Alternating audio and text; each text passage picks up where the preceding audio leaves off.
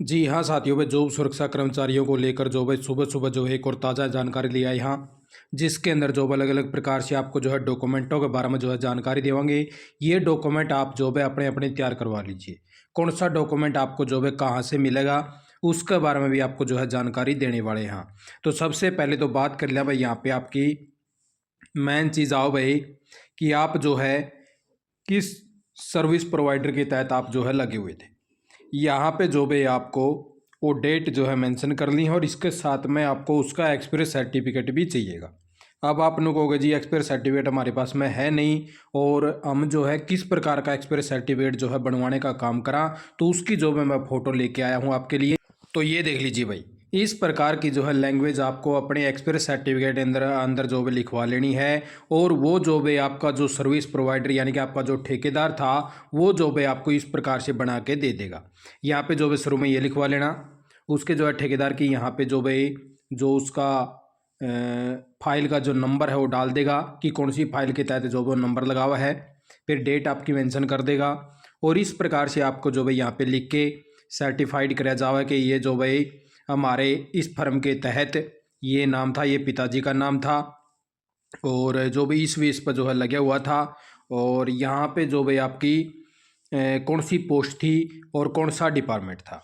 तो इस प्रकार से जो भाई सारी लैंग्वेज जो है इस प्रकार से आपको जो भाई अपना कोई भी कंप्यूटर वाले से निकलवा लो। अगर आपका ठेकेदार मान लो कोई कंप्यूटर नहीं ले रहा, वैसे कोई फर्म थी उसकी, तो इस प्रकार से निकलवा के जो भाई आपको उसके ऊपर सिग्नेचर मरवा लेने हैं इस प्रकार से भाई।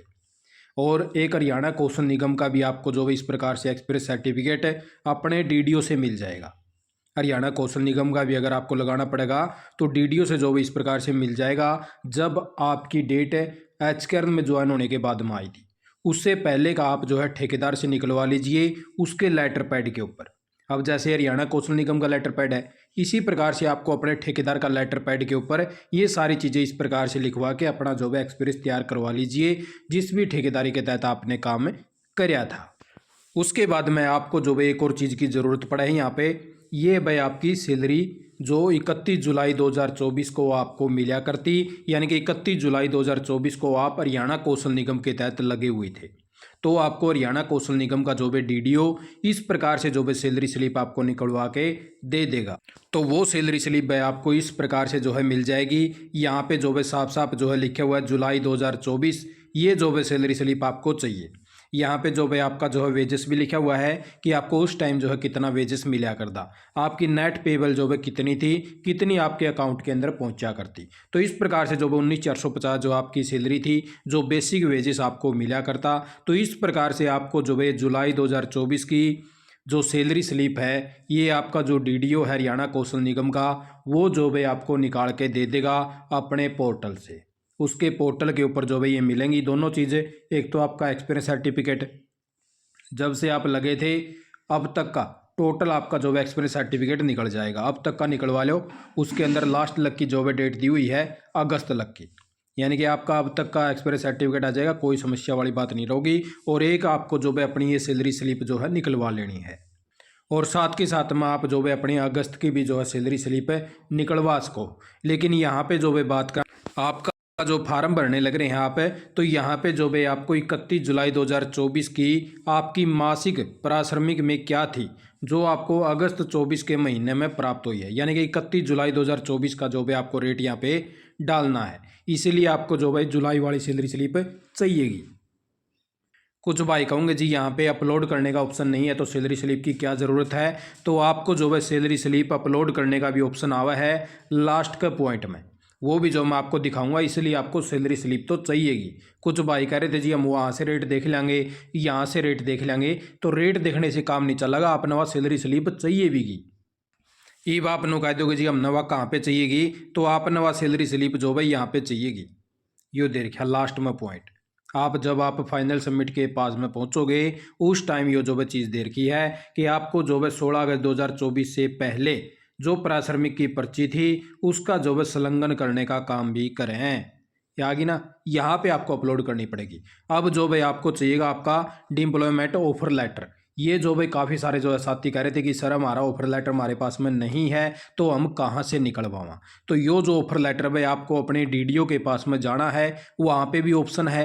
आपके ऑफर लेटर जब शुरू में आए थे तो डीडीओ ने वेरीफाई करे थे, वहाँ से भी निकल जाएगा। नहीं तो आपका जो डीडीओ है उसने फाइल बना रखी होगी आप जब ज्वाइन करे थे। ऐसा तो है नहीं कि बिना ऑफर लेटर के आपकी ज्वाइनिंग होगी, तो वो ऑफर लेटर की कॉपी आपके डीडीओ के पास में ज़रूर मिलेगी। उस डीडीओ से जो है उसकी फ़ोटो उतार लो और वह फ़ोटो जो है आप यहाँ पे लगाने का काम कर सको हो जब आपका ऑफर लेटर एच करने का आया था।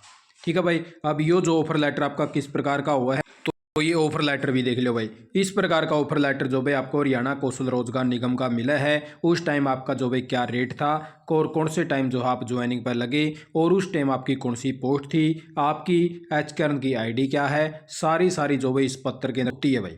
तो इस प्रकार का जो भी आपका ऑफर लेटर होता है। तो इस प्रकार से 2-3 चीज़ें जो भाई आपको अपने पास में रखनी है। जो बैंक की स्टेटमेंट है या आपकी जो भाई सैलरी स्लिप है, तो वो दोनों की दोनों चीज़ें जो भाई यहाँ पे चाहिए आपको।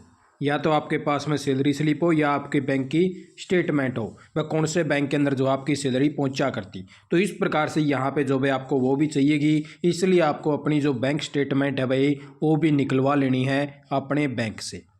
अपने बैंक में जो भाई अब जैसे किसी भी बैंक में जाओगे लगभग जो है 2022 लग की आपको खुद नेट बैंकिंग से डाउनलोड कर सको, लेकिन उससे पहले कि आपको जो है बैंक में भी जाना पड़ सका है अपनी जो है सैलरी स्लिप को अपडेट करवाने के लिए।